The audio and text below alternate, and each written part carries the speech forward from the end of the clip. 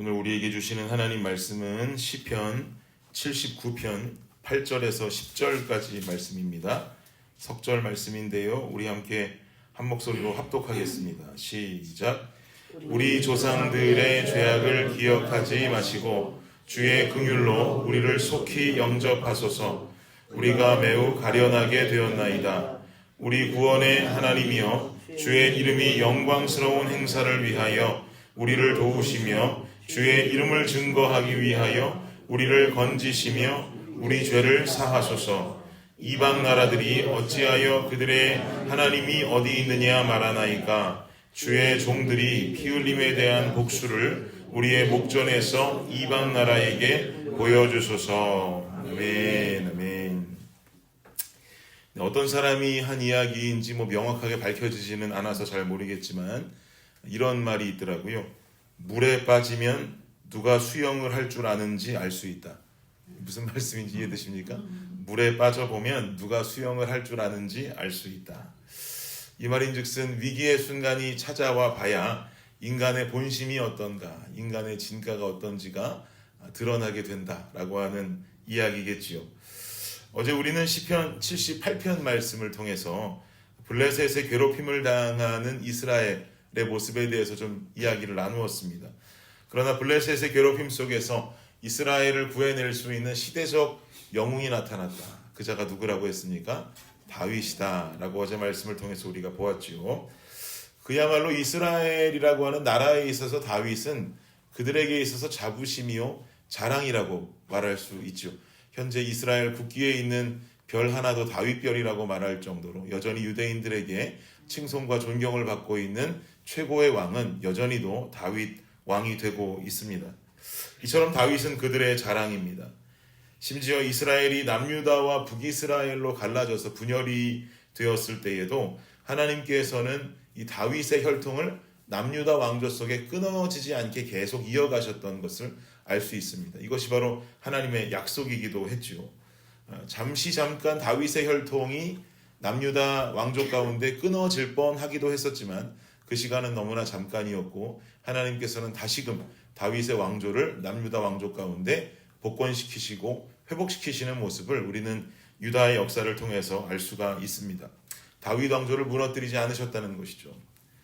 이러한 배경을 토대로 생각했을 때 BC 586년 남유다가 바벨론에 의해서 멸망당하게 되는 이 멸망의 사건은 이스라엘 민족들의 역사에 있어서 굉장히 참혹스럽고 수치스러운 사건이 될 수밖에 없을 것입니다. 그간 이어져 오던 다윗의 왕조가 뚝 끊어지게 되는 것이고 나라 잃은 백성으로 슬픔 속에 포로 생활이 시작되기 때문이죠. 남유다의 멸망으로 끊어진 다윗 왕조는 모든 것이 끝나버린 왕조다. 이젠 끝이다 라고 생각이 들 수도 있겠지만 유다 지파 다윗의 자손의 계보 속에 누가 오십니까? 예수 그리스도께서 이 땅에 오시면서 그 왕조는 끊어진 것이 아니라 다시금 예수 그리스도께로 이어지는 다윗 왕가가 끊임없이 이어지는 모습들을 우리는 하나님 역사를 통해서 보게 되는 것입니다. 이렇게 바벨론에게 멸망당하게 되는 남유다, 그 참혹한 현실 속에서 하나님 앞에 탄원하는 시로 쓰여진 시가 바로 오늘 본문 시편 79편 말씀이라고 보시면 되겠습니다. 79편 1절을 보시면은요, 1절 한번 함께 읽어볼까요? 시작. 하나님이여, 이방 나라들이 주의 기업에 땅에 들어와서 주의 성전을 더럽히고 예루살렘이 돌무더기가 되게 하였나이다. 아멘. 이스라엘 백성들에게 있어서 또한 성전이 가지고 있는 의미는 예배당 이상의 것을 의미하는 것을 잘 아실 것입니다. 그런데 이 성전이 바벨론에 의해서 짓밟히고 더러워지고 있다는 거죠. 이스라엘에게 있어서 이것보다 더 큰 슬픔은 없습니다. 이러한 위기의 상황, 이스라엘 백성들의 모습은 어떤가? 과연 물에 빠지니 수영할 줄 아는 모습을 보여주는가? 어떻게 물에 빠진 이 위기의 상황을 극복해내는가? 이어지는 8절 9절, 오늘 아까 본문으로 읽었던 말씀인데요. 8절 9절 한번 읽겠습니다. 시작. 우리 조상들의 죄악을 기억하지 마시고 주의 긍휼로 우리를 속히 영접하소서. 우리가 매우 가련하게 되었나이다. 우리 구원의 하나님이여, 주의 이름의 영광스러운 행사를 위하여 우리를 도우시며 주의 이름을 증거하기 위하여 우리를 건지시며 우리 죄를 사하소서. 아멘. 아삽을 필두로 한 이스라엘의 이 예배 공동체는 이 위기의 상황 하나님의 이름을 부르고 있다는 것을 우리는 볼 수가 있습니다.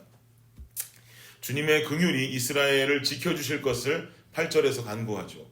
그리고 나서 이어지는 9절을 보니까 9절에 간구하기를 주의 이름의 영광스러운 행사를 위하여 우리를 도우시며 주의 이름을 증거하기 위하여 우리를 건지시고 우리 죄를 사해 주십시오 라고 하나님께 이어 간구하는 모습을 우리는 볼 수 있습니다.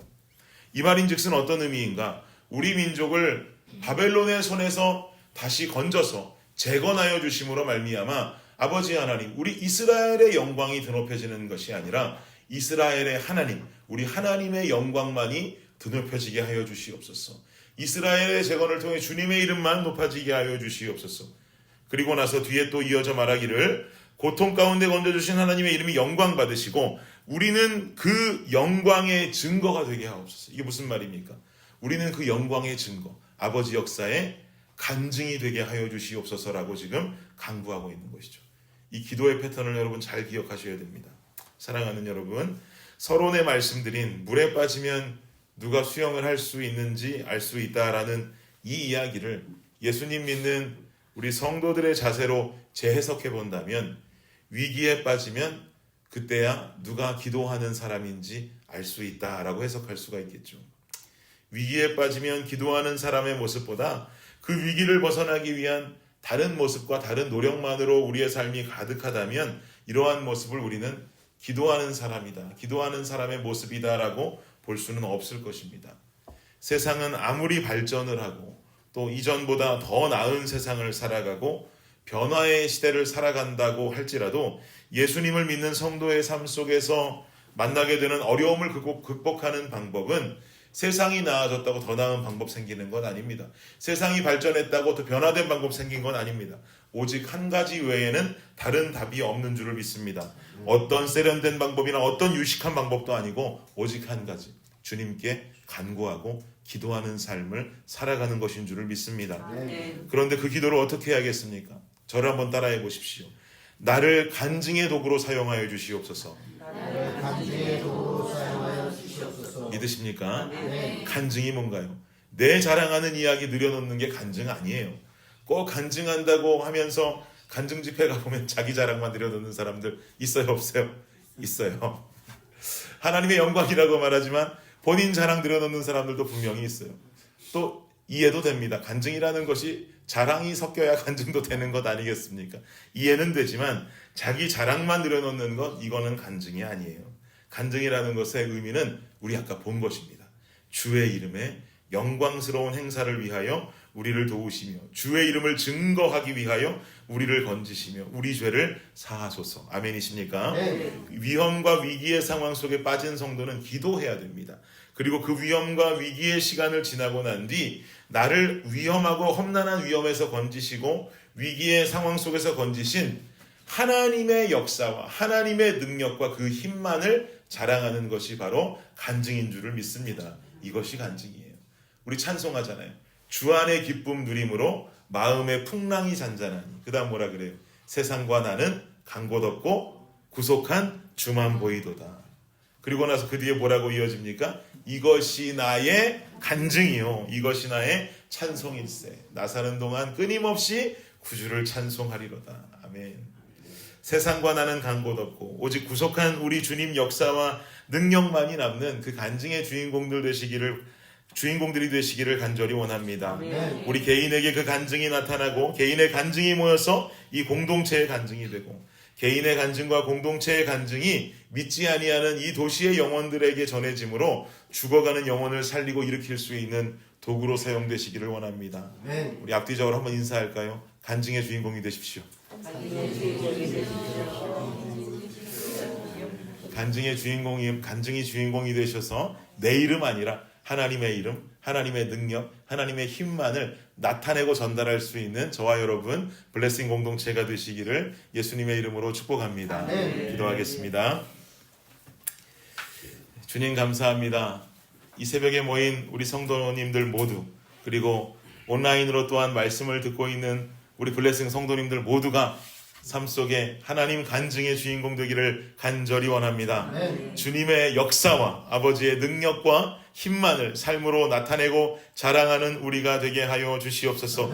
그렇게 주님 우리를 사용하여 주시옵소서. 주님 나라의 도구로 사용되어지며 나를 통해 나타나는 간증과 우리 교회를 통해 나타나는 그 간증으로 말미암아서 예수님 모르고 세상을 방황하고 아버지 하나님 사망 가운데 허우적거리는 이 백성들 주여 예수 믿고 생명을 얻게 되는 그 귀한 연결다리의 역할을 내가 하게 하시고 이 교회가 하게 하여 주시옵소서. 주님께서 이 힘을 가지고 나아갈 때에 아버지께서 동행하시며 주님께서 풀어가시는 그 은혜의 역사를 우리가 누릴 수 있게 하여 주시옵소서. 감사합니다. 이 모든 말씀 예수님의 이름으로 기도드립니다. 아멘.